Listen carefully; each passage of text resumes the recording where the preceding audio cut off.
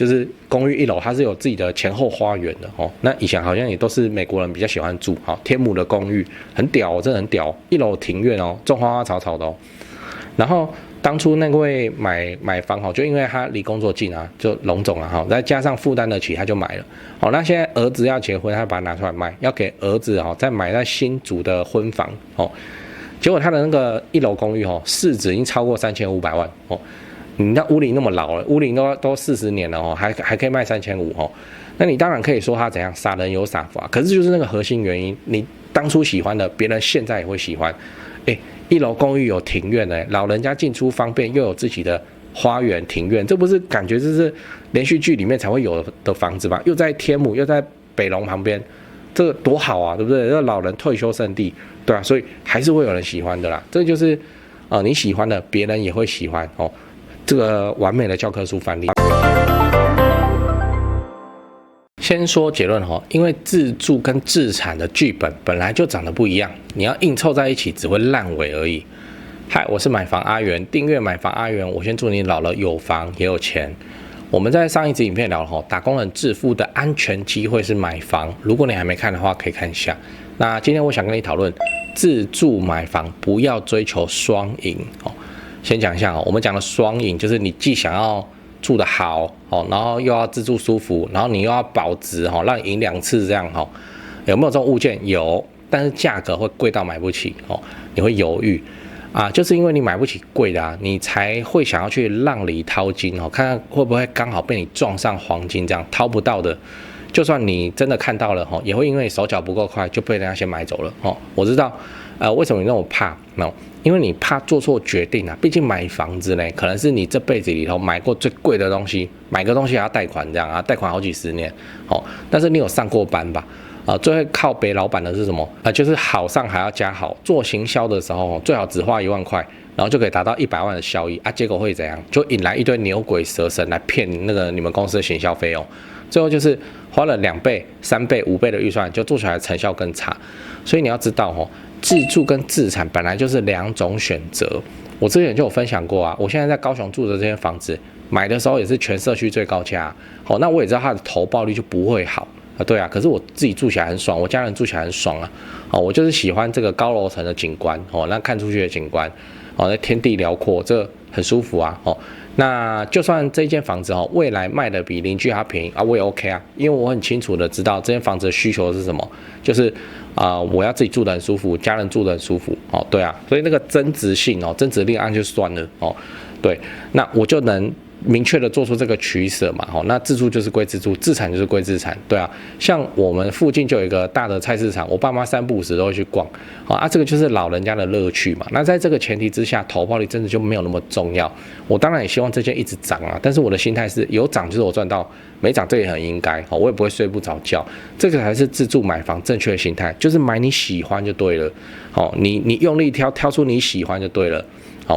那自产呢？自产就是只看投报率只要投报率有到，剧本也 OK。那房子看起来像废墟，买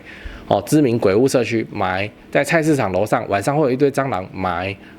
问就是买，没有第二句话所以说自住跟自产的买房逻辑这真的很不一样那有没有兼顾的方法？有，但是你的剧本规划要足够专业这应该不是新手有办法办得到的。所以我会很建议说，如果你今天要买的是自己要住的房子，你真的是挑你是喜欢，你老婆喜欢，这样就好了，你就要给她买下去了然后至于增值什么，那个就有都当多赚的没有的话也没关系，至少你怎么样，你们住的舒舒服服、开开心心。你不要去拼一间自以为投报率会上去的，然后你要忍受附近的公庙，你要忍受什么？不用去忍那个东西，你这人生只有一次自住你就是把自己住的好好的、舒舒服服的，这样就好了这样你的人生才会顺利。你不要每天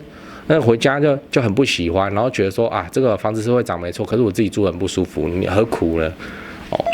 好啦，自住买房最忌讳不开心我们之前也有分享过，买房子最好的时机是什么？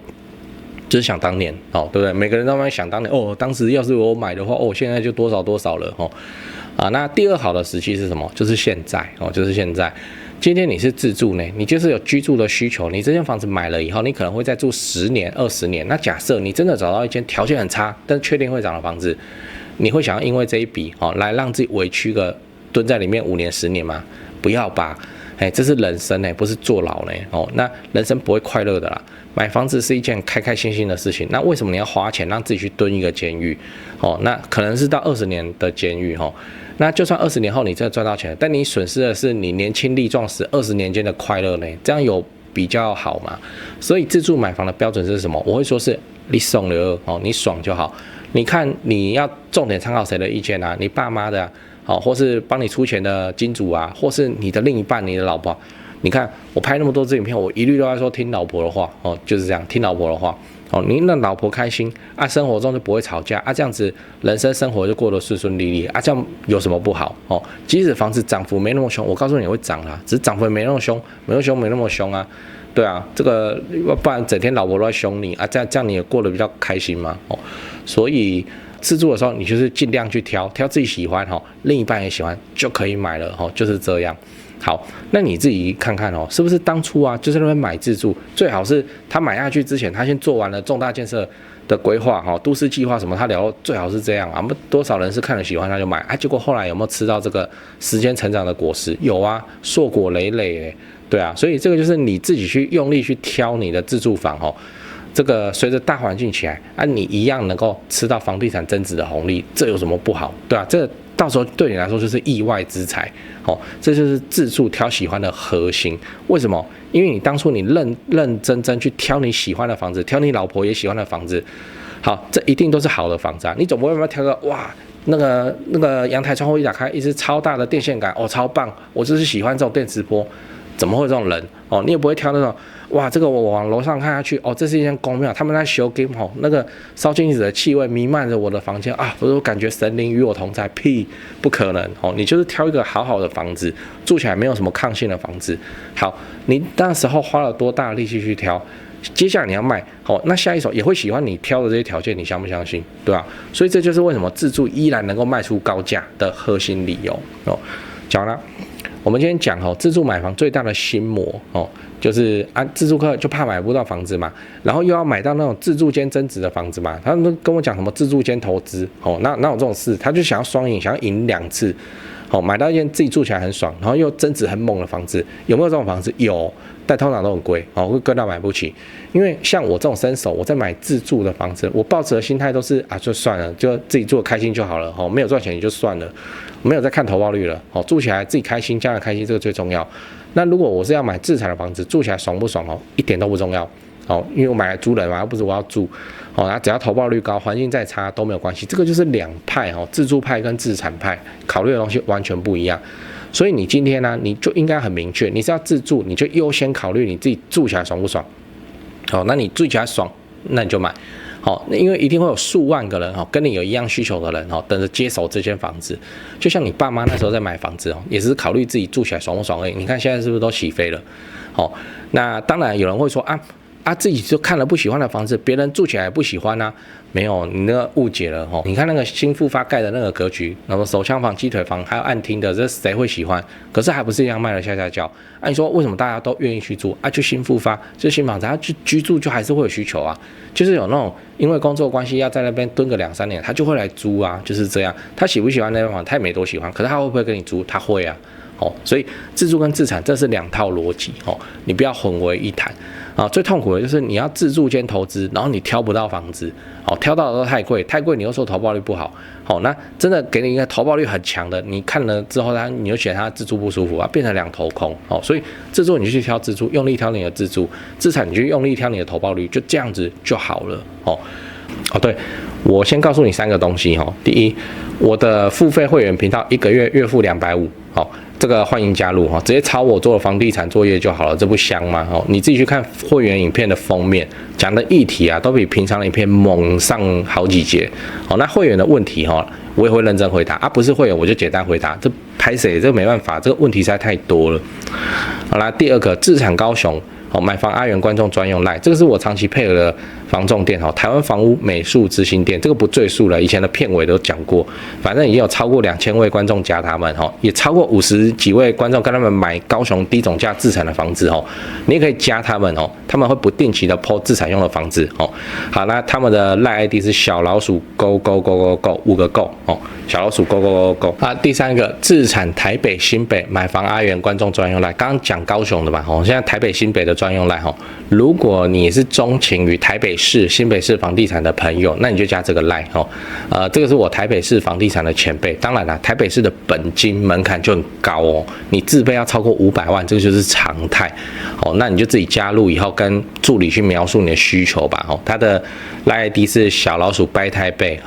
，BUY TAIPEI，小老鼠买台北这样。好，讲完了，那讲八卦就是。你知道为什么这么多自住的人住个好几十年卖掉房子的人大赚一笔吗？我跟你讲原因是什么，并不是这些自住的人怎样高瞻远瞩，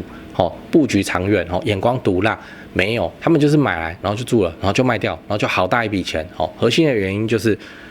你喜欢的别人也会喜欢。我再说一次，你喜欢的别人也会喜欢，就这样而已。因为他当时在挑他的想要住的房子，他很认真挑嘛，对吧？他就真的有需求啊，他就真的认真，他就带小孩嘛，他就一定要小孩要几房，要怎样，然后挑来挑去挑到爆，白天要看，雨天要看，晚上要看，然后周末要看，终于挑到一间喜欢的房子。以大楼来说，高楼层有景观，坐南朝北，卫浴都有开窗，车位也特别挑过，很好停，不容易被 A 到。更早期一点，比方说公寓，也选了格局方正、透气通风、采光明亮，自己家人都住得很舒服，家人都平安健康长大。那当然，他当初喜欢的条件，下一手的自住买家也会喜欢啊，对啊，这些对下一手买家来说也是优点啊，又不是什么缺点，又不是什么抗性。而且啊，他住了好几十年那个地方经过好几十年都发展起来了，什么原本没开 7 的也开了，全家也开了，美联社也开，全联也开了，机能都好起来了，自然价值就会更高。所以此时获利就是自然而然的事情你要说提供跳拱廊也可以那实话就是他就挑他自己喜欢，他在那边住10几年，然后附近该开的店生活机能都成型了，那当然就会卖得很贵嘛。比方说中和永和，对不对？中和永和已经挤得要死，对不对啊？现在看起来这个机能好到爆那走路3步走路5步，他妈吃的喝的什么都有自然房价就没有便宜的理由。像我最近接触我就听我刚刚那个讲那个台北赖嘛台北前辈的他跟我讲案例，就是有一位买在天母台北龙总旁边公寓1楼4房的屋主，这很特别天母的公寓很屌的因为有些1楼他会做庭院就好像仿美式住宅，我也不太懂，就是公寓1楼它是有自己的前后花园的那以前好像也都是美国人比较喜欢住天母的公寓很屌真的很屌，1楼庭院种花花草草的然后当初那位买房就因为他离工作近啊，就龙总啊再加上负担得起，他就买了那现在儿子要结婚，他把它拿出来卖，要给儿子再买在新竹的婚房结果他的那个1楼公寓市值已经超过3500万你那屋龄那么老了，屋龄都40年了还可以卖3500那你当然可以说他怎样傻人有傻福可是就是那个核心原因，你当初喜欢的，别人现在也会喜欢。1楼公寓有庭院老人家进出方便，又有自己的花园庭院，这不是感觉这是连续剧里面才会有的房子吗？又在天母，又在北龙旁边，这个多好啊，对不对？这老人退休圣地，对啊，所以还是会有人喜欢的啦。这就是你喜欢的，别人也会喜欢这个完美的教科书范例。所以你是自住的，你就挑你喜欢又负担得起的房子就好了。什么增值投报率你都不要去管只要你确定你的口味是大众主流的口味，而不是什么很偏激的就比方说你就喜欢这样子，窗户看出去也是大电塔在外面，你觉得很有安全感，这种莫名其妙的审美你只要是符合主流审美口味的，你喜欢别人也会喜欢，你就认真挑，大胆买，安心住。过个10年20年，有非常大的几率，到时候你是笑着数钞票的，去吧。你喜欢的，别人也会喜欢，认真挑，大胆买，安心住，不用怕祝你顺利。那最后订阅买房阿元，我先祝你老了有房也有钱，谢谢。